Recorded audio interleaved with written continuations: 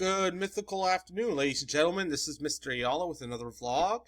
This is Jefferson Takes Office. If I'm correct, this is Unit 8, Section 1.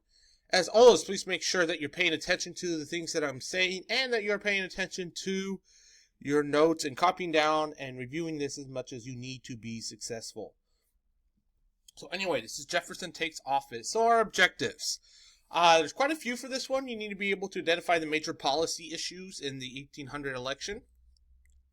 You need to be able to describe the process if no one wins the majority of the electoral votes in a presidential election. You need to be able to describe the domestic policies of Thomas Jefferson and be able to explain the importance of Marbury v. Madison. So quite a bit in this little tiny vlog for you. So the election of 1800. So when we went to the election of 1800, we have President John Adams, who's a Federalist, going against his Vice President, Thomas Jefferson, who's a Dem Rep, who's also running against another Dem Rep, Aaron Burr. The major issues were the Alien and Sedition Acts. A lot of Dem Reps definitely thought that President Adams, had overreached his powers by passing the Alien Sedition Act, and there were radicals, or people of extreme ideas on each side. You had people on John Adams, who on the Federalist side, who just thought that all the press should be quiet and not say anything to him, while you had people on the Democratic Republican side who thought John Adams should be thrown into jail for suppressing the freedom of speech, First Amendment. Sorry about that jump cut right there in the middle of my sentence. Just trying to make sure this sounds good. Anyway, so there was a tie between Jefferson and Aaron Burr, both Dem Rebs in the election, in the Electoral College in 1800. And anytime there's a tie or no one wins a majority of the electoral votes, it goes to the House of Representatives. Make sure you remember that. And what ends up happening is it takes the House of Representatives 35 times to vote, where Thomas Jefferson will end up winning. And that's mostly because Alexander Hamilton, who's a Federalist, really dislikes Burr and thinks Burr's a little bit of a megalomaniac and a little bit crazy. So Hamilton tells all the Federalists in Congress to vote for Jefferson. And they do. But Burr never forgives Hamilton and will later actually end up shooting Alexander Hamilton. So yes, our Vice President, Aaron Burr, shoots and kills another one of our founding fathers, Alexander Hamilton. Kind of an interesting backstory. Anyway, so Jefferson himself has many talents. He's considered what we call a Renaissance man. He had a lot of different ideas. He was part of the Enlightenment.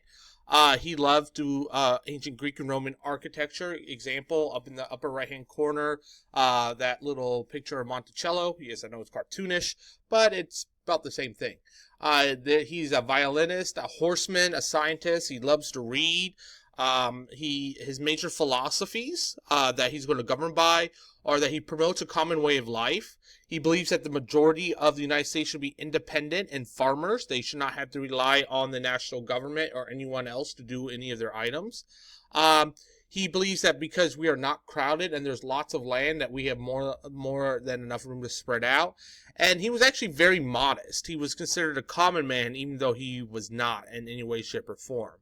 An example of that would be when he had visitors from England.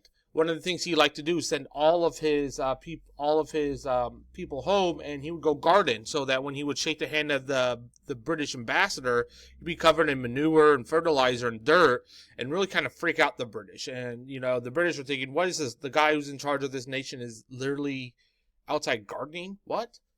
Anyway. Some of his domestic policy, he's president number 3. He believes that the United States government, and the national government in particular, should have less power. So he let the Alien Sedition Acts in. He just let them expire, because he believed that the government should only do very little. He cut taxes, and to pay for that tax cut, because if you take in less revenue, you need to spend less. He actually cuts the army and federal workers' pay for this tax cut. The only thing he doesn't get rid of for taxes is custom duties or tariffs. So all the other he lets expire or gets rid of because he just doesn't believe in it. He actually also reduced the national debt because he does not believe that the national government should have debt. That he believes that the national government should run like a household, that you only buy what you can afford. So what ends up happening is Marshall and the Judiciary. So in the Judiciary Act of 1801, which was led by John Adams, packed the courts with federal judges. So they finished making the federal judges and how they split everything up. So he starts packing them. And so what ends up happening is there's a gap on the Supreme Court. There is a vacancy. And so John Marshall is appointed by Adams the midnight before Jefferson takes office. And what ends up happening is when the next day Marbury tries to take his place on the Supreme Court, I should say, John Adams and James Madison, his Secretary of State at the time, refused to appoint him. They're like, that's not our job. I mean, that's like there's one boss the first day, come back in, there's a new boss, but my old boss said that. Well, it doesn't matter. It's what your new one says.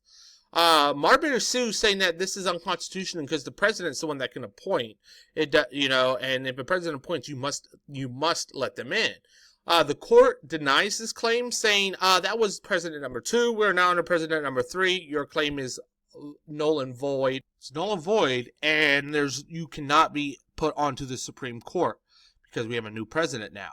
And what this does, it establishes the Supreme Court's main power, which is the idea of judicial review. The idea that the judicial branch can say if an act of Congress or the president or a law is constitutional or not. And this creates that balance between the 3 branches, the executive, the legislative, and the judicial branch, that we are used to in modern times. So that's 8.1, my vlog. The vlog question this week is a little bit of different. So you need to go online. You're going to look for a court case that you believe was a good idea, that when the judicial branch has said something was constitutional or unconstitutional. Some examples: Tinker v. Des Moines, Iowa School District. Another one is Brown v. Board of Education, Citizens United. There's quite a few really good ones. So look them up and then put it in the doobly-doo. And as always, don't forget to be awesome.